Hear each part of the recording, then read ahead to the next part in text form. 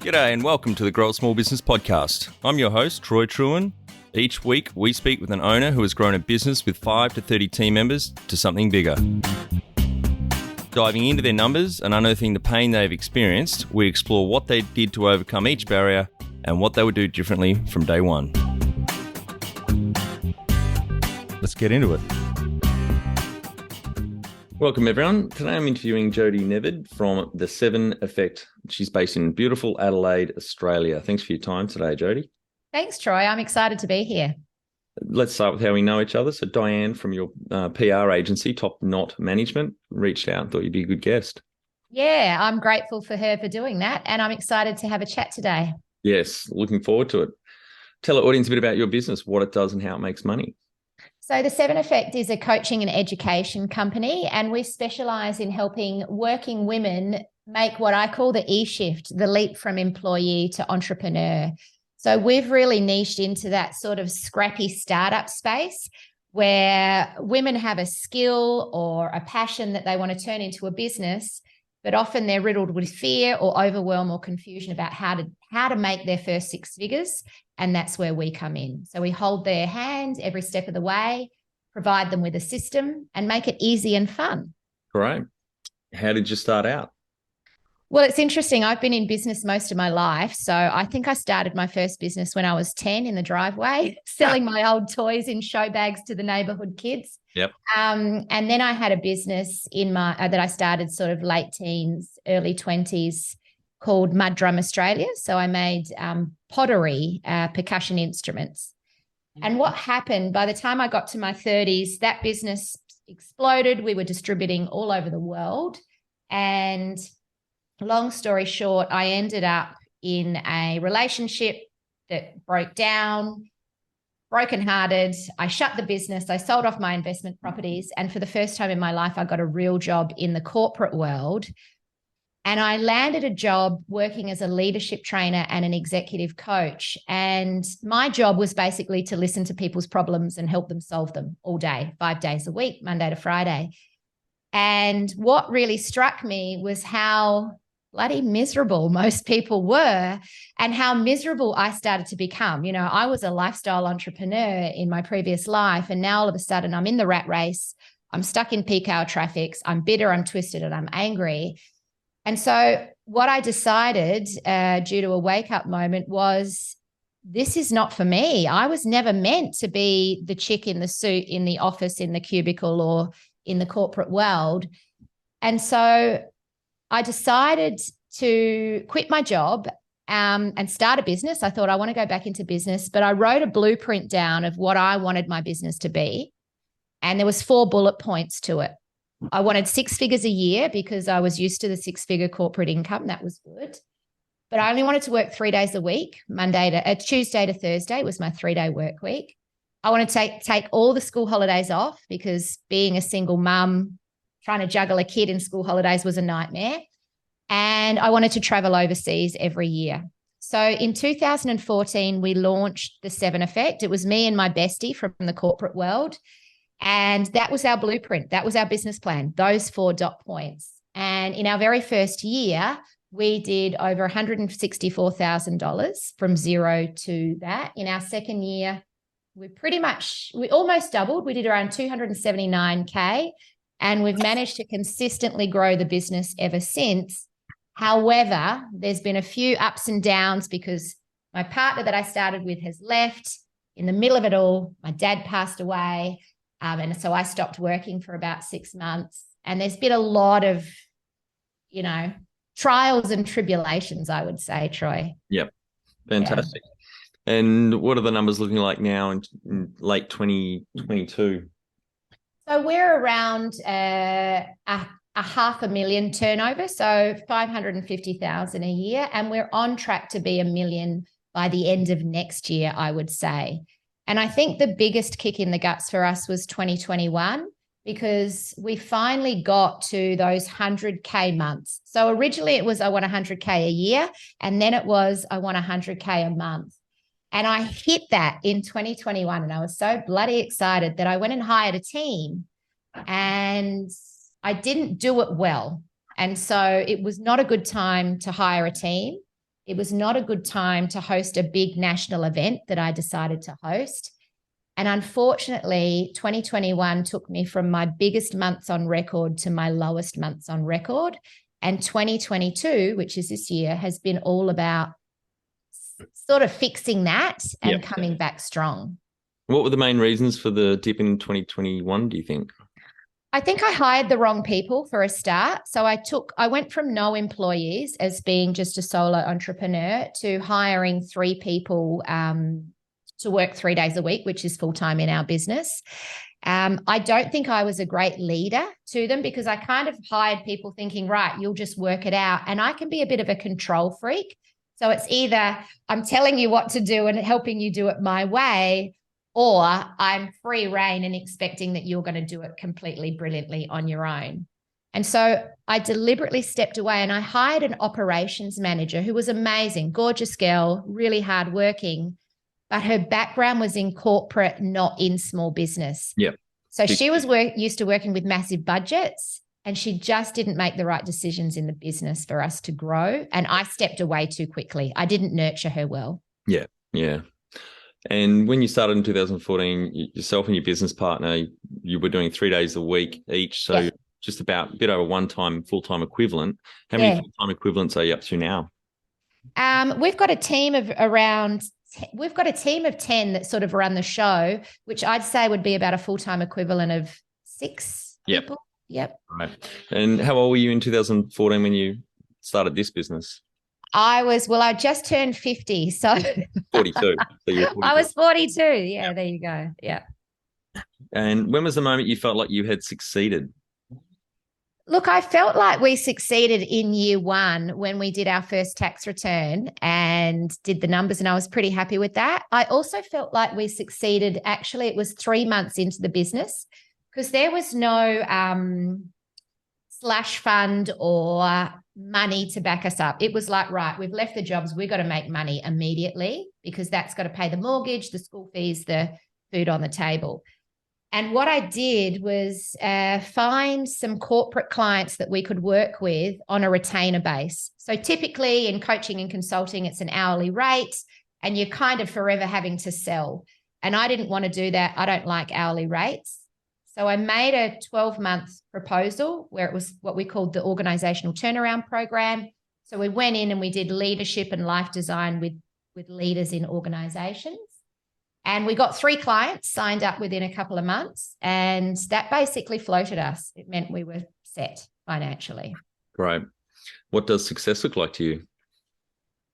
Success to me looks like a business that works without me. At the moment, it doesn't. So true success is the 7 Effect is famous for its curriculum and content, and it's not required for Jodie to show up for us to get clients and deliver stuff. Number 1 thing you'd recommend to marketing a fast-growing business? I recommend systems and automation and doing it well. I've got to say this is not an area that we've got right straight out the gate, and we've made a lot of big mistakes in it. So if you can do that and do it well and keep it simple, you're doing well. And funding your business, so it was just bootstrapped, didn't take no bank finance or investors? No. If you were to start up today with plenty of funding, would you go into your industry? Definitely. I would absolutely do this again. Sounds like you've got a real passion for what you're doing. Yeah, look, I think what I love the most is the women that we meet and the changes it makes in their life. What happens is a lot of women, when they come to us, they have all these weird relationships around money and they have guilt and they don't understand numbers and they just don't even like talking about money. And typically they've either been a low income earner their whole life, or they've worked and earned maybe 6 figures for someone else, but they've never had the confidence to sell themselves or believe in themselves. And so we take women like that and help them build a business where they're making 20, 30, 50K a month and doing things, going on holidays, living dreams that they never imagined possible. And I think that's the pinch me moments are what makes it all worthwhile. And I find my best friends in my community. Can you outline the most stressful point in your small business growth journey so our audience can learn from it? Yeah. Last year, really coming up to our event Freedom Fest. So it's like a 3-day planning retreat that we launched for the first time last year. And I had a team that was not performing. I had an event that was running at an epic loss. And I had to just keep on going and show up. And I think the big lesson there is call it early if people are not a right fit for your team. Cut your losses and then find a way to turn those losses into wins. So the good thing is Freedom Fest was meant to be a national event that would have all of our clients from around Australia fly into Adelaide and spend 3 days with us. Borders shut down. No one could fly. We'd paid for 150 people to be in the room and we could only get 50. And so we took a massive financial hit on that. But at the last minute, we did some live streaming so people could tune in. The big lesson for us was simplify the way you do it. This year, we've run Freedom Fest again. We're about to do it next week. We sold it with 60 people in the room, emphasis on live streaming, and just increase that 60 people in the room to be a true VIP experience. Much easier to deliver, much higher profit, much smarter business model. So I think the big lesson is in your greatest losses, there's always wisdom if you look for it. Yeah. What area in business do you feel you've had to work on the most to add the greatest value? Systems. Hands down, systems. Well, it's the tech that runs the systems and knowing which platform to operate on. We've tried lots of them and we haven't always got it right. And I've really burnt a lot of money in that space. What have you enjoyed the least about managing fast growth? I think I didn't like recruiting employees that were always looking at the clock. I actually found a lot of resentment to that because I'm like, I'm freaking working all these hours and paying you for you to just ask me to come in late and go home early. And that ate away at me. And I found that I was becoming a bit of a bitter and resentful cow, actually. So I let that go. And now I've found that the best recruits are within my community. They've drunk the Kool-Aid. They love what we do. And they're so dedicated and passionate that it's not work for them, it's play. So that was the hardest part, is hiring employees who wanted a job, not a career. Yeah. What do you love most about growing a small business? I love the freedom to do what you want when you want. I love not having to ask my boss if I want to leave early. I love to be able to change directions quickly and say, nah, we're not doing that anymore. We're going to do this now. Freedom for me is what it's about. What has been the biggest mindset shift for you in your small business growth journey? I think the 80-20 principle. I'm a recovering workaholic and I used to try and do all the things all of the time. I'm also an ideas person. So every thought that comes into my mind, I'm like, great, we can start a business doing that. But studying, not just reading, but truly studying the 80-20 principle and implementing it into my life and into the way we run the business has helped me simplify things massively. Yeah. The number one habit you think a small business owner needs to develop and maintain? I would say planning and goal setting. So we are big believers in every business owner should have a life plan as well as a business plan, because if you don't, your business becomes your life. And you should check in with it once a month. So we run goals clubs and they happen once a month. And it helps people stay connected to their plans and their goals. Want to become the best manager you can be? Check out our Kick-Ass Manager course at growasmallbusiness.com. Do the course and add your fellow managers for no extra cost. Join the 30%. 70% of people quit their job because of their manager. Now, you've already touched on people a little bit here, but can you talk to how you've added people to the team, some wins, mistakes, and advice for those listening? Yeah, so I think your best recruits in your team can often be found in your client pool, because they're already fans and they believe in what you do if they're consistent and regular clients. And sometimes they'll love the opportunity to show up and work for you. So my big win is hiring people who have gone through our program, the Freedom Academy, and then training them to be coaches within my business so that I can step back and they can step in and run some of the coaching calls and work with some of our clients. And it's been fantastic. What are some of the things you recommend to building a sustainable and kick-ass culture to help with the growth? I think it comes down to really simple stuff. Have a strong, I call it the 4 fundamentals. Have a clear vision. Have a mission that everyone's aligned on. Know what your values are and live them. Don't just let them live as lip service on the wall, but actually weave them into your culture and your fabric every single day. Bring them alive. And if people don't align with them, let them go. And then number 4 is measures. Track and measure what you're doing successfully as a team. And I'm very transparent with our targets. So there are several numbers we share with our team at the end of every month. How much revenue we've generated as in cash collected, invoices raised, money spent. So they know whether we're having a good month or a bad month. And it all feeds down to what their roles are in growing those numbers. And tell our audience how you've handled balance. Balance is in work-life balance. Yeah. Right from day one, it was in my blueprint because I came out of the corporate place with chronic adrenal fatigue and a hyper-stressed woman. And so I said, right, 3 days a week and school holidays off. So we've built the 7 Effect around, and I call it a lifestyle business, around the hours that I want to work. And the beautiful thing is about it, our clients now run with that, and many of our clients are building their businesses around those working times as well. That's great. It's the foundation of your business and the rest of your team. It's not just yourself working 3 days a week, but the other 9 team members as well. That's terrific. Yeah, and they love it. And I really think there's something in Tuesday to Thursday, the new working week. Why not? Yes, that's right. How much professional development have you invested in yourself? Shitloads. That's the official term that I use. Shitloads. Like I'm a learning junkie, and I really believe in growth, professional development, constantly learning. I don't believe in it necessarily for the piece of paper or the certification. You know, there's a lot of highly qualified, ineffective people. Yep.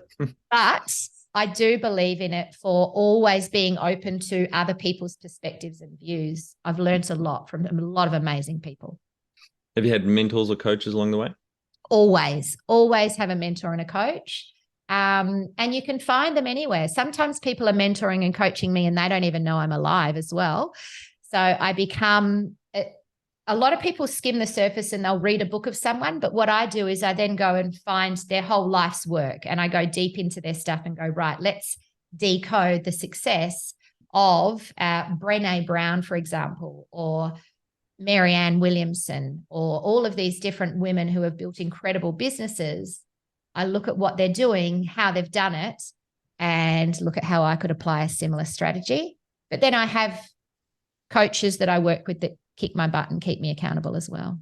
I like that Brené Brown saying, clear is kind. Yeah. She's got so many gold nuggets in terms of throwaway lines. Well, they're not throwaway. They're really treasures to keep. Yeah. Yep. Do you have a board of directors or advisors? No, but I have a team of coaches that keep me accountable in terms of they're the team of coaches within the 7 Effect.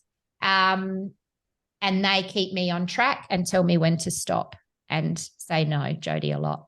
Don't touch that, Jodie. Hands off. That's a stupid fucking idea, Jodie. Don't. Yeah. I've taught them to say that because many of my stupid fucking ideas came to life and it's like, that was a stupid fucking idea. Now you got people around there to say no. So I say, no, permission to tell me no. Yep. Please tell me no. Now, Jodie, you're one of the few we've had on that have actually exited a business. Do you have any advice for the audience listening, other business owners considering it? Be smart and don't do it with a broken heart. So when I exited my business, I was heartbroken. And so I didn't sell it off properly. I literally shut it down and threw it in the bin. Yeah. And there was a lot of value there that could have been sold as equity and even assets within the business. But I didn't have the energy to do it. So I would say if you find yourself with a broken heart needing to shut down a business, pause, park it all, and let yourself heal and then decide what to do with it. Yeah, good advice. And out of interest, how many team members did you get up to in that business? We had 6 team members in there. Yeah, great. Right, Jodie, one of our final 5 questions. What do you think is the hardest thing in growing a small business? Oh, look, I honestly think it's the bloody systems, the tech stuff, only because it's not my area of expertise. And I've struggled to find experts who can make my vision translate into the tech back end stuff. So when you find someone good, Troy, please send them my way. Well, systems is my middle name. It's very dear to my heart. Yes. Oh, we need to talk offline. Favorite business book which has helped you the most? I'm a big fan of Donald Miller, and I love building a story brand. That's a great book. Well, we only found that a few months ago. We're about to relaunch our website for the 3rd fucking time in 2 months. I wish I had read that book months ago. I know. How good is it? So if you read that, you'll love his online course, Business Made Simple. Yep. So again, I've jumped into all Donald Miller's stuff. Huge fan. And I want to share one more, which I've only just discovered recently. It's called Life in Half a Second. Have you heard of that? No. It's written by, I think he's South African, but he's here in Adelaide. Very successful guy who, let me tell you his name. It's Matthew McCullough or something like that. Anyway, what I love about it is it's about the 5 doors that are scientifically proven to unlock success in any area of business and life. The reason I love it is because it's beautifully written and it's everything we do at the 7 Effect. And I'm like, dude, when did you write this book? It's everything we stand for. And I just love it. Life in Half a Second. In half a second. I'm going to add that to my list. That sounds great. It's really good. And so his name is Matthew Makowicz. Yeah, Life in Half a Second. You'll love it. Any great podcasts or online learning tools you use for your own professional development? Online learning tools. I'm a big fan of Audible, as in the audio books. TED Talks are always a great inspo if you've got a topic and you want to go and find a bit of 6-minute to 20-minute inspo. And then when it comes to podcasts, well, it's got to be Grow a Small Business, right? Thank you. Thanks. A shameless plug. Yeah, it's got to be.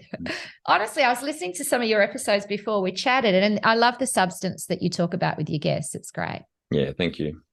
One tool you'd recommend to help grow a small business? Look, I reckon get a email autoresponder as quickly as you bloody can. You can get some free ones out there. And I say this to all of my clients and they leave it way too late. And I sound like a broken record, but everyone's going to try and tell you email marketing's dead. The truth is it's not. You've got to get people's email addresses and ways that you can connect with them outside of other things shutting down on you. So email autoresponder. Yeah, like email systems like MailChimp or... Yeah, MailChimp. MailerLite is one we recommend because it's free and you can do free landing pages. So you can build a landing page, you can give away a free thing, you can grow your list. Yeah, another good one's ConvertKit. They've been growing pretty strongly. Yes. I read some stats from the Direct Marketing Association in America last year that for every dollar you invest in building your email list, you get $44 back, whereas the next highest return, I think, was SEO, might have been social media, but it was $22, so half that of email. People think email is dead, but it is still very, very alive. Yeah, thank you for that. That's great stats. I need to catch those and share with my community. Finally, my favorite question, Jodie, what would you tell yourself on day one of starting out 8 years ago? Have fun, girl, and don't stop having fun. You know, it's easy when you start a business because we started to have fun. The reason I started a business was to break free. But I remember with my business partner about 3 years in and we looked at each other and we went, far out, we've forgotten to be friends. We've forgotten to have fun. And so that was a big wake-up call. And I remind myself every day to keep having fun in what I do. Yeah, great. Yep. Might, if you're happy to touch on that, your business partner exiting, any advice for the audience there? Yeah, absolutely. So we were really lucky because we had great communication right from the get-go. And when we first started, she was the back end of the business and I was the front end of the business. And I was always the raving lunatic that was like drinking the Kool-Aid and very passionate about it, whereas she was kind of like, I'll do anything to get out of my job. I had a kid. My son was about 9 when we started, or maybe, no, he would have been 12. And she didn't have children and she'd never been married. And so we were at different stages of life. In our first year of business, she got married and her ultimate goal was to have children. And so by the third year of business, she fell pregnant straight after she got married. And she doesn't mind sharing, we shared this with our community. And she lost the baby. And then it took her another 2 years to try and fall pregnant. And the stress of trying to fall pregnant and trying to be in the business was too much. Yeah. So she decided, I'm out, Jodes. I don't want to do this anymore. The beautiful news is the moment she quit the business, she fell pregnant. Oh, great. And she now has 2 gorgeous girls. We're great mates still, but she's not involved in the business. Yeah, fantastic.